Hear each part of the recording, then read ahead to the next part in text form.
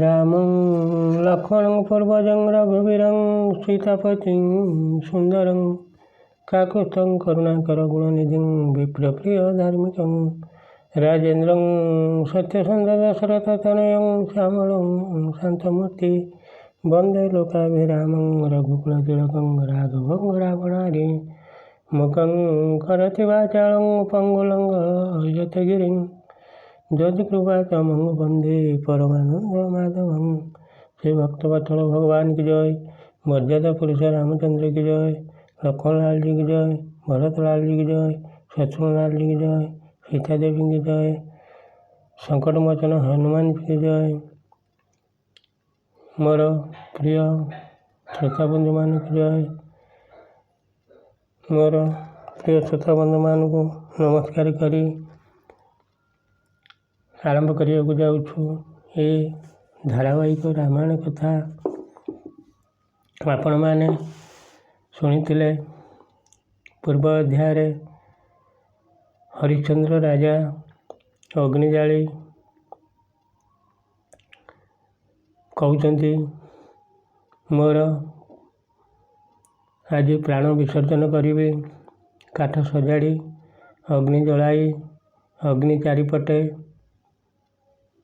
प्रदर्शन करी बुलिवा समय धर्म निजे आसी कहले हे हरिश्चंद्र अग्नि पसना तुम्भ भली सत्यवादी धर्मपरायण ये 14 भुवन कहीं नहांती तुम्भर दृढ़ ज्ञान सत्य रक्षा आज देखी आंभे प्रीत हेलु ये कर्म क्षेत्र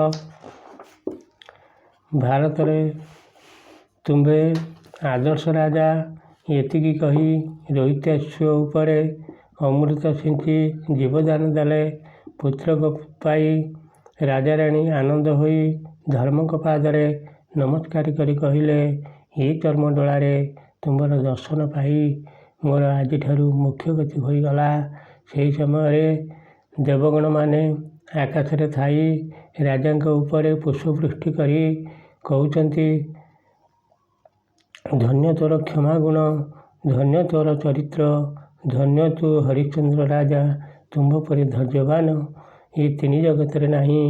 एक कथा शुणी धर्म कहउचंती हरिश्चंद्र राजा शुणुछ तो देवता माने तुम्हार प्रशंसा केमिति करुचंती एबे दुख दूर करी तुम राज्य को जाई ये पुत्र को अभिषेक कराई राज्यभार देई तुम्हें पति पत्नी स्वदेहरे स्वर्ग को जाओ।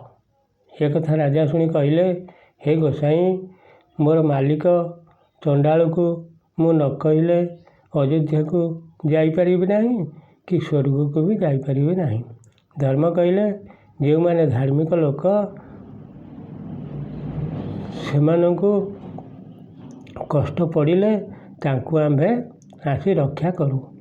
तुम्भे जणु परम धार्मिक राजा तुम्भ विपद समय आंभे चंडाल रूप धरी 50,000 स्वर्ण मुद्रा देई तुमको किणिथिलु। से कथा आउ चिंता करना धर्मक सहित राजा कथा हेउ माया ब्राह्मण आसी कहले इंद्र जो माया ब्राह्मण होते हे राजा मु 50,000 स्वर्ण मुद्रा देई तुम्भ पत्नी को किणिथिली आज सुझीगला एणु तुम्भ पत्नी को नहीं अयोध्या को जाओ। ये कही इंद्र स्वर्गपुर को चलीगले। तेणे विश्वामित्र ऋषि चिंता करुचंती मु तपस्या छाड़ी राज्य लोभरे अयोध्या आसी प्रजा को पालुची मु धर्मपद छाड़िली राज्य मोर कौन हम। एक कथा चिंता करी अयोध्या जाई हरिश्चंद्र राजा पाखरे पहुँची कहले आंभे संतोष चित्तरे तुम्भ राज्य तुमको देलु तुम्भ प्रजा तुम्भे जाई पालन कर। एतिकिरे आंभे बहुत कष्ट पाइलुनी। ये कही विश्वामित्र मुनि तपस्या करने को चलीगले। तापरे ଧର୍ମ କହିଲେ, ହେ ରାଜା, ତୁମର ଧର୍ମ ପରୀକ୍ଷା କରିବା ପାଇଁ ବିଶ୍ୱାମିତ୍ର ତୁମଠାରୁ ରାଜ୍ୟ ନେଇଥିଲେ। ଏବେ ତୁମେ ତୁମର ପୁତ୍ରକୁ ରାଜ୍ୟଭାର ଦେଇ ତୁମେ ତୁମର ପତ୍ନୀ ସ୍ୱଦେହରେ ମୋ ସହିତ ସ୍ୱର୍ଗକୁ ଆସ। ରାଜା କହିଲେ, ହେ ଧର୍ମଦେବତା, ତୁମ ଆଜ୍ଞା ସବୁ ପାଳନ କରିବି, କିନ୍ତୁ ମୋର ପ୍ରଜାମାନେ ଦୁଃଖରେ ପଡ଼ିଛନ୍ତି। ତାଙ୍କୁ ଛାଡ଼ି ମୁଁ ସ୍ୱର୍ଗପୁରକୁ ଯିବି କେମିତି? ଯଦି ଅନୁଗ୍ରହ କରି ସେମାନଙ୍କୁ ନେବ ମୋ ସହିତ ତାଙ୍କୁ ସ୍ୱର୍ଗପୁରେ ବାସ ଦେବ, ମୁଁ ଚିନ୍ତା ଛାଡ଼ି ତାଙ୍କ ସଙ୍ଗରେ ସ୍ୱର୍ଗପୁରେ ଯିବି। ପ୍ରଜାଙ୍କୁ ଯଦି ନ ନେବେ, ପ୍ରଜାଙ୍କ ସହିତ ମର୍ତ୍ତ୍ୟପୁରରେ ରହିବି। ଏ କଥା ଧର୍ମ ଶୁଣି କହିଲେ, ଏପରି ଅନୀତି କଥା କିପରି କହୁଛ ରାଜା?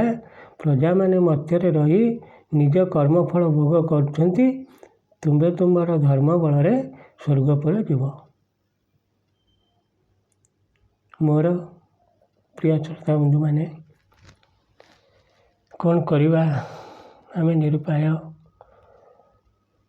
କ'ଣ ଆମର କର୍ମ ଦୋଷରୁ କି କ'ଣ କିଛି ଭୁଲ ହେଉଥିବ, ଆପଣ କ୍ଷମା ନ ଦେଇ ଦିନେ ଦିନେ ଖୁବ୍ କମ୍ ଲୋକ ଦେଖୁଛନ୍ତି। ହଉ, ଆପଣମାନଙ୍କର ଇଚ୍ଛା, ଆପଣମାନଙ୍କର ସେଇ ରାମନାରାୟଣ ମଙ୍ଗଳ କରନ୍ତୁ। ଯଦି ଏ ଅଧମ ପ୍ରତି ଦୟା ଥାଏ, ତାହେଲେ ଆପଣ କ୍ଷମା ଦେବେ। ତାପରେ ଭିଡ଼ିଓକୁ, ଏ ଧାରାବାହିକ ରାମାୟଣକୁ ଯଦି ଦେଖୁଛନ୍ତି, ଟିକେ ସବସ୍କ୍ରାଇବ୍ କରିବା ସହିତ ଦୟାକରି ଟିକେ ଲାଇକ୍ ମଧ୍ୟ କରୁଥିବେ। ଇଏ ଅନୁଷ୍ଠାନ ଆପଣଙ୍କର। ଏତିକି କହି ମୋ ଶ୍ରୋତା ବନ୍ଧୁଙ୍କୁ ନମସ୍କାର କରି, ଶ୍ରୀ ଝଙ୍କଡ଼ବାସିନୀ ମା ଶାରଳାକୁ ନମସ୍କାର କରି, ୟୁଟ୍ୟୁବ୍ କର୍ମକର୍ତ୍ତାମାନଙ୍କୁ ନମସ୍କାର କରି, ସେହି ରାମନାରାୟଣ ସମସ୍ତଙ୍କୁ, ଏ ଜଗତକୁ, ମୋ ଶ୍ରୋତା ବନ୍ଧୁମାନଙ୍କୁ ସମସ୍ତଙ୍କର ମଙ୍ଗଳ କରନ୍ତୁ। ଏ ଜଗତକୁ, ଏ ପୃଥିବୀକି ଭଲରେ ରଖନ୍ତୁ। ଏତିକି କହି ଶ୍ରୋତାମାନଙ୍କୁ ପୁନର୍ବାର ନମସ୍କାର କରି ବିଦାୟ ନେଉଛି। ଜୟ ଶ୍ରୀରାମ।